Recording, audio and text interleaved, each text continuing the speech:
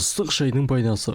Америкалық ғалымдар күнде ыстық шай ішу адамның глаукома ауруына шалдығу қаупін 74%-ға төмендетеді деген қорытынды шығарды. Кофе, салқын шай, кофеинсіз шай және басқа да алкогольсіз сусындар глаукоманың пайда болуына әсер етпейді.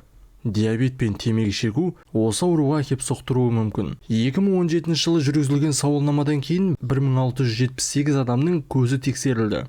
Олардың 84-інде, яғни 5%-ында глаукоманың алғашқы белгілері байқалды. Сондай-ақ сауалнамаға қатысушылардың соңғы жылы қаншалықты жиі және қандай мөлшерде кофеині бар немесе жоқ сусын ішкені сұралды.